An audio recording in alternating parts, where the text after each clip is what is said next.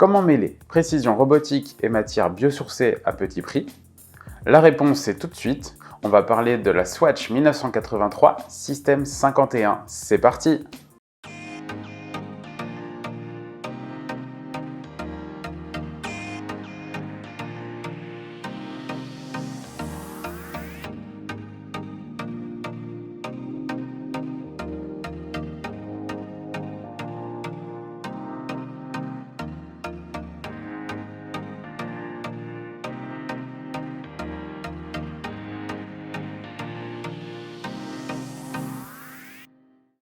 Salut, c'est Maxime et bienvenue dans cette nouvelle vidéo.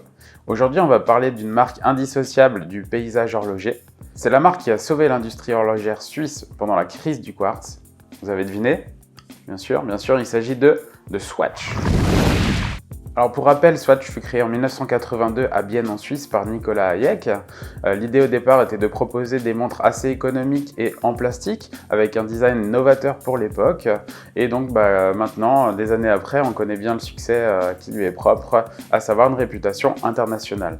Il faudra attendre la foire de Bâle 2013, Baselworld, pour voir l'arrivée en fait d'une nouvelle Swatch un petit peu révolutionnaire. La surprise est de taille puisqu'il s'agit d'une montre automatique à bas prix et 100% suisse. Le nom System 51 est lancé, les caractéristiques sont folles. Imaginez, il s'agit d'une montre avec un mouvement 100% Swiss made. Il a fallu 2 ans de recherche et développement en mettant à contribution diverses entreprises du Swatch Group, à savoir ETA, Nivarox, Comadur et le pôle recherche et développement donc de Swatch. Les innovations sont au rendez-vous, avec pas moins de 17 brevets déposés. Le calibre est constitué de 51 pièces, en référence au nombre de pièces des Swatch des années 80. Ces composants sont assemblés par soudure et répartis sur 5 modules. 19 rubis, dont 6 visibles, sont compris dans le mouvement, et le tout est assemblé par une seule vis. Assez exceptionnel, n'est-ce pas? Le mouvement est amagnétique. Il n'est constitué d'aucun élément ferreux, mais d'un alliage qu'on appelle l'ARCAP, qui regroupe le nickel, le zinc et le cuivre. Ce mouvement est fabriqué, monté et réglé par des robots, mais en tout cas le réglage de la marche, que ce soit l'avance ou le retard, n'est pas réglable par un horloger. En fait, tout est réglé par les robots avec du laser, et on a donc, tenez-vous bien, une précision de plus ou moins 7 secondes par jour. C'est plutôt pas mal pour une montre à ce prix, d'autant plus que, chose incroyable, on a une réserve de marche de 90 heures. 90 heures pour les Suisses et les Belges qui pourraient me regarder. Pour une montre à petit budget comme ça, faut avouer que c'est quand même pas mal. Assez parlé mécanique, on va parler maintenant de la nouvelle collection 1983, créée en l'honneur du lancement des premières montres en 1983 justement. Donc c'est parti, on va découvrir ça un petit peu davantage.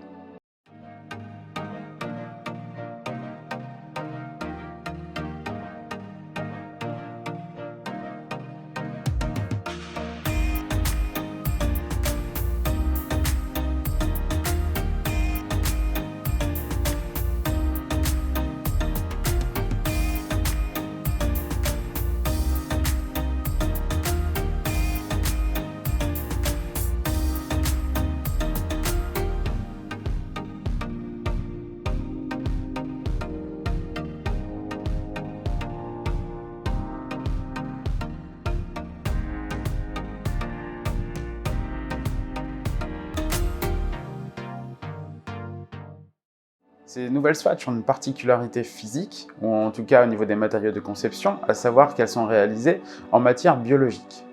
Il semblerait que Swatch tente d'amorcer un nouveau virage un peu écologique en utilisant donc des matières biosourcées.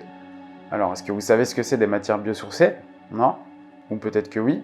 On va le découvrir tout de suite. Alors sur ma Swatch, en l'occurrence donc le modèle bleu, WAKTU 51, c'est un petit peu barbare, hein. Elle est juste ici.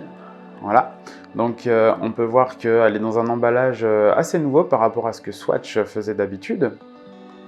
C'est un emballage qui est entièrement biodégradable. Il est constitué de mousse de papier, de fibres diverses. Le rendu est proche un petit peu du carton, hein. C'est assez sympa, ça va bien en fait avec leur nouvelle ligne de conduite qui sont en train d'amorcer. Alors à travers l'emballage, on peut voir en fait la montre, donc c'est assez sympa cette petite vue sur le cadran. Une fois qu'on ouvre cet emballage, hop, on a au dos donc, tout ce qui est garantie, également donc la notice. Hop. on va ouvrir donc ce petit emballage et on retrouve à l'intérieur la montre.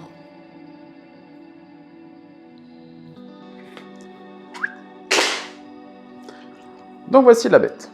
Alors honnêtement, quand on l'a en main, c'est difficile de se rendre compte qu'il ne s'agit pas de plastique. En tout cas de plastique fait à base de pétrole. Le rendu est vraiment très agréable. Alors il ne s'agit pas de plastique comme on a l'habitude d'en voir, mais de quelque chose de beaucoup plus naturel, de végétal. Le boîtier et le bracelet sont faits à partir de ricin, et plus exactement de l'huile extraite des graines de ricin. Donc le ricin c'est une plante, je vous mets une petite photo en illustration. C'est pas si nouveau qu'on utilise cette huile de ricin au quotidien. On l'utilise également pour tout ce qui est cosmétique, mais aussi pour d'autres objets qui pourraient être faits habituellement en plastique, faits à partir de pétrole, tout simplement. Je trouve ça plutôt novateur en fait comme idée d'utiliser ce genre de matériaux. Ça peut même faire réfléchir un petit peu sur l'impact qu'on a sur la planète, nous faire parler aussi d'éco-responsabilité, de recyclage, pourquoi pas. Je pense que c'est de toute façon dans les années à venir quelque chose qu'il faudra vraiment mettre en valeur au sein de l'horlogerie, notamment dans le recyclage des différents matériaux. D'ailleurs, il y a quelques marques qui s'y mettent déjà, je pense à ID Genève par exemple, pour ne citer que, ou autrement, on a également Awake aussi, qui fait donc des montres à partir de plastique trouvé par exemple dans les océans. C'est tout un processus finalement peut-être à mettre en place pour toutes les marques, pas forcément pour les marques moins connues ou plus petites. D'ailleurs là avec Swatch, autant dire que le Swatch Group, on est leader dans l'horlogerie au niveau mondial, donc c'est pas mal qui mettent le pied à l'étrier et puis voilà, c'est peut-être le premier pas d'une longue marche, donc autant continuer là-dessus. Alors, parlons maintenant des dimensions de la bête. Alors moi je trouve qu'elle est assez massive.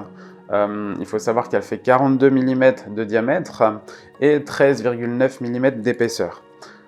Si on a l'habitude de porter une Swatch un petit peu plus fine, plus classique, on est légèrement un peu plus grand, d'accord, un peu plus épais.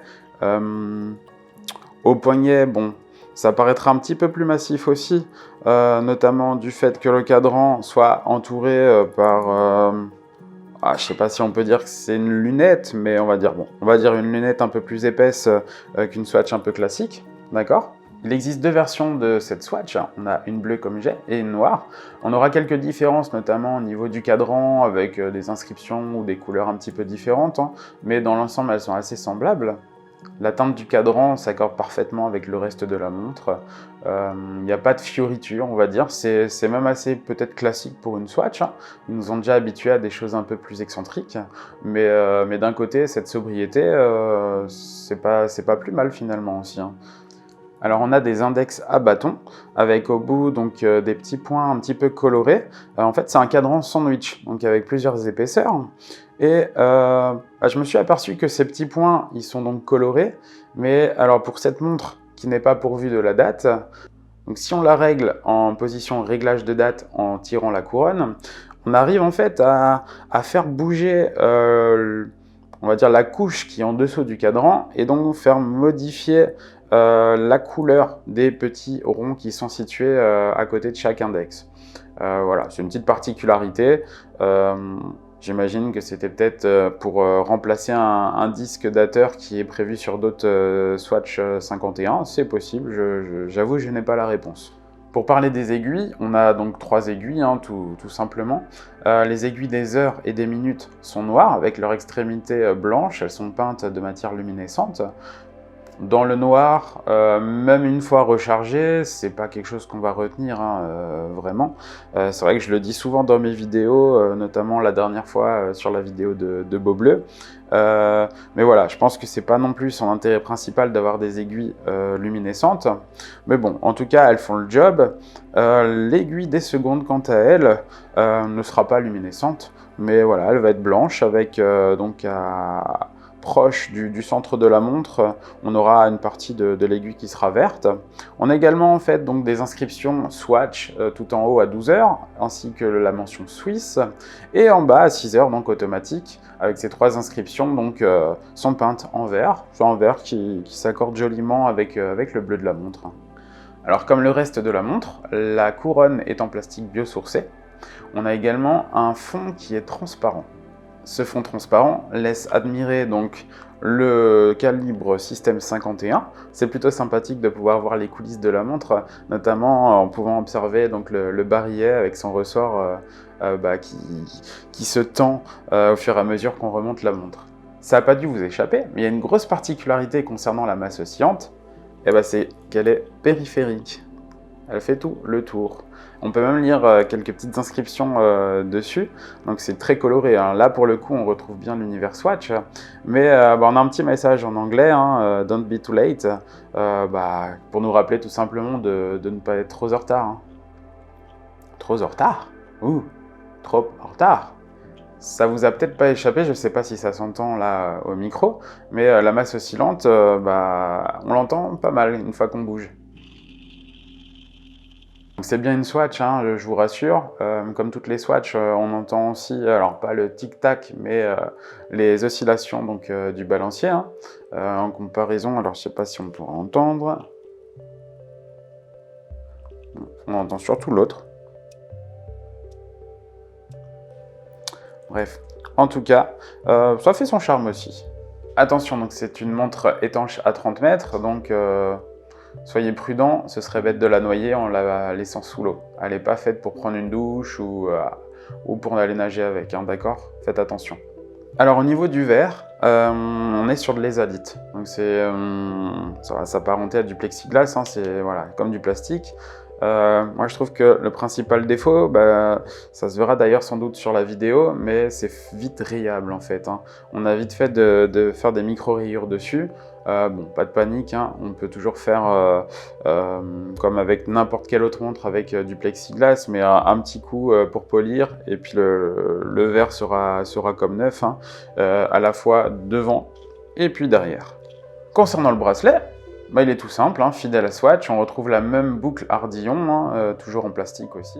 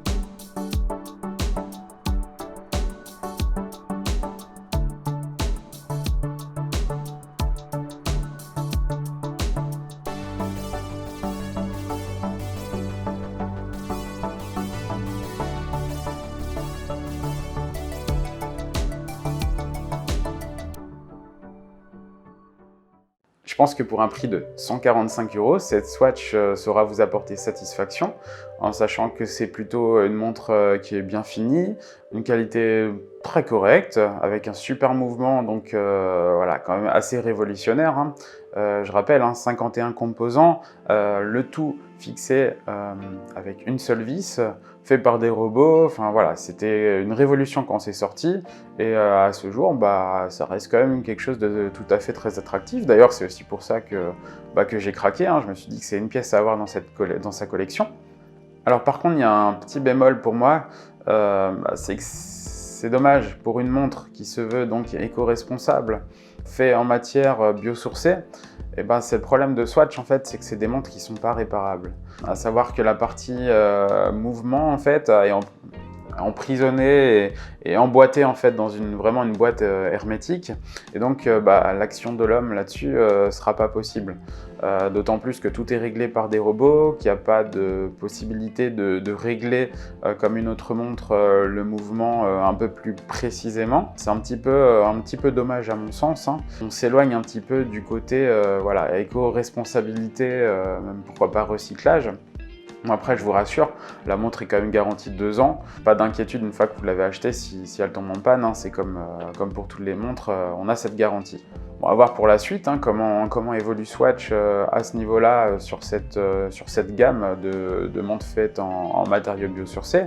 En tout cas, pour un rapport qualité-prix comme celui-là, bon, on peut pas demander non plus davantage, hein, c'est déjà très bien comme ça. À voir pour la suite, hein, pourquoi pas, ça peut changer, hein. Si ce virage un peu écologique est bien amorcé, il peut aller loin, on ne sait jamais. Voilà, cette vidéo est maintenant terminée, donc j'espère que ça vous a plu, que ça vous a permis d'en apprendre davantage sur cette Swatch 1983 avec ce super mouvement Système 51.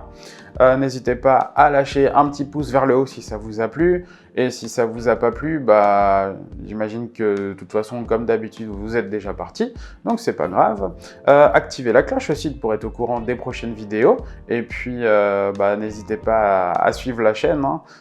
Ça fait super plaisir de voir le nombre d'abonnés qui augmente, et puis bah, ça motive aussi à faire des nouvelles vidéos et à essayer de vous proposer du contenu de qualité.